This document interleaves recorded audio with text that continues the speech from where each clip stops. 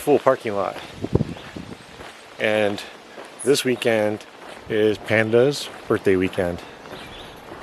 We were originally going to do another section of the AT, but where we were going to go, it's thunderstorms and crappy weather.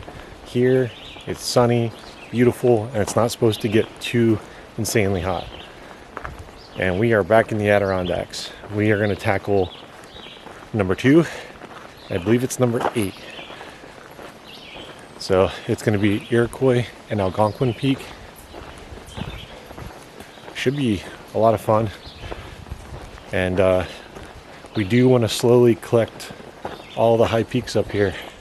So this will be number 4 and number 5 out of all the ones completed. That's what we're looking at. We're going to head up there.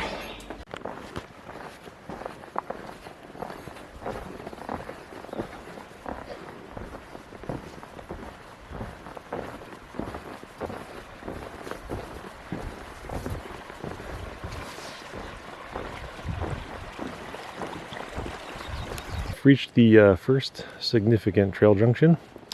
That way takes you to Marcy Dam, up to Mount Marcy, Avalanche Lake, all that fun stuff. Now, the way we're going, we could make a loop and come back that way, but we're not. Our loop is going to take us further west to come back around. But yeah, so there we go. Algonquin. First one, 3 miles away.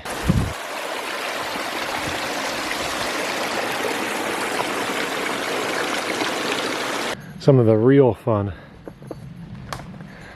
Big rock slide. You can see how big it is compared to Panda there. Yeah, trail goes up and over that way. And before we get to the right peak split off, will be our last option for refilling the water until we get down near camp, which isn't bad. Once we get up to Algonquin, the hardest part should be over for the day, except for the descent. Definitely glad we don't come down this. Yeah, the descent, she's just said she's glad we don't have to come down this, but the descent's going to look a little rough for the end of the day.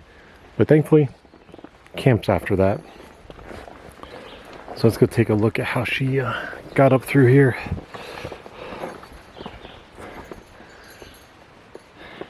Nice little way to work up through. Alright, my turn. Little like rock wall climb kind of thing. Wasn't so bad. It looked a lot worse than it was. And got our first really good view out over the valley. I'm not sure what those mountains are over in the distance, but yeah, we're almost to where the trail for Wright Peak turns off. And this is what our trail's looking like. This has been very bouldery, like man, probably a good mile of just boulder crawl, trying to pick your footing and being careful. It rained last night up here, and you can still see evidence from the water. It's making some spots slippery, and the rock that's not slippery, the mud you step through, is turning the rock slippery. Yeah, it's been a really good hike so far. And for neither of us really being in our usual hiking form, it's doing pretty good. Just taking it easy. Back is still holding up good. I'm well under my recommended limit and the doctor guidelines, so doing awesome there. I'm probably, with water, I'm looking at being just shy of the 25-pound mark.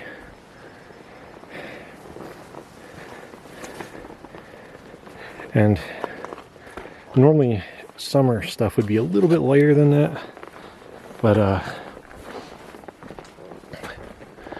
it's supposed to be low 40s tonight up here, and we're gonna be camping near water, so I had to plan accordingly for that. This is close to being vertical once you get past where Panda is. All right, kind of wish I would have brought my chest mount for the GoPro or something to film this kind of stuff, but gonna get at it. We have a little over half mile till Algonquin's Peak. We could see right on the side, so I should be able to turn around and take a look back at it when we're up there. We are not at the top yet, but that over there is Right Peak. Actually, right up there. That peak has some plane wreckage at the top.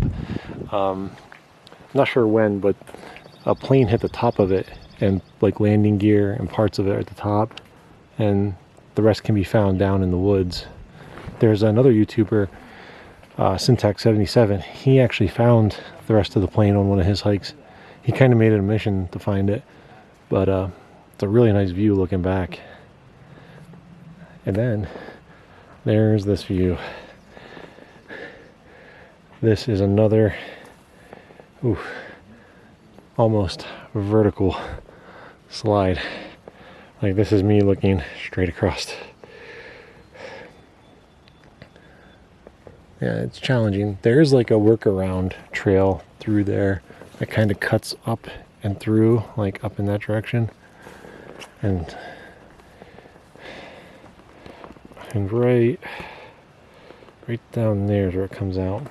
So it cuts out the crazy, some of the crazy, but there's a lot of spots on these trails that do that. They give you a nice little way to bypass some of the harder stuff.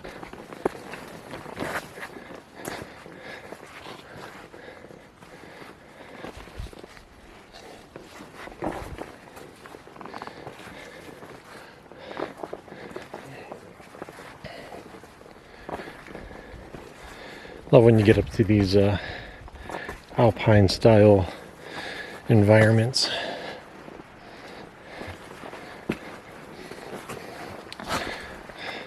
So a quick takeaway from this hike so far is, despite some of the hard ascents, hasn't been overall bad. It's been mostly shaded, and it's been keeping it a cooler hike, which has been very nice. It's not overly hot today, but still, I'll take that little extra sun protection.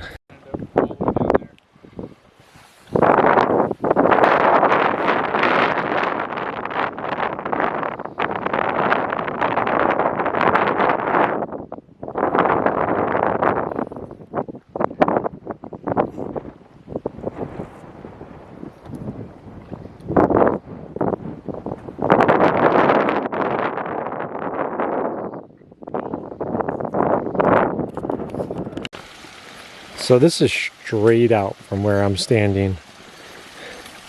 That's Panda. She's like 10-15 feet away from me. She's like 10-15 feet below me. This has been a crazy descent. We are going down into the Colden Lake area. Also like where Avalanche passes. We did not go to Iroquois. This is the most challenging hike we've been on in a long time. So we are erring on the side of caution, and we cut that out. But coincidentally enough, when we came down to where this joined down to start going into the valley, we never saw the trail leading up to Iroquois. So not sure how we missed that. There was one spot where it kind of looked like it might have been the trail, but not 100% sure. But we're gonna get down here, enjoy camp, and rest up. I haven't really been filming much because it's been like this. It's either navigating over boulders, like almost straight down, or navigating down long slide runs.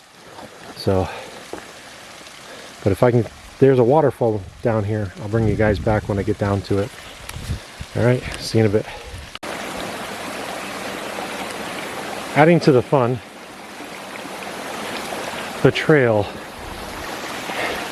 is a stream, and it's been that way for a little while, with little like offshoots into the woods and stuff, but it's currently what we're dealing with. Still not at camp, unfortunately, but we should still make it before dark. This has just been slowing us down an awful lot.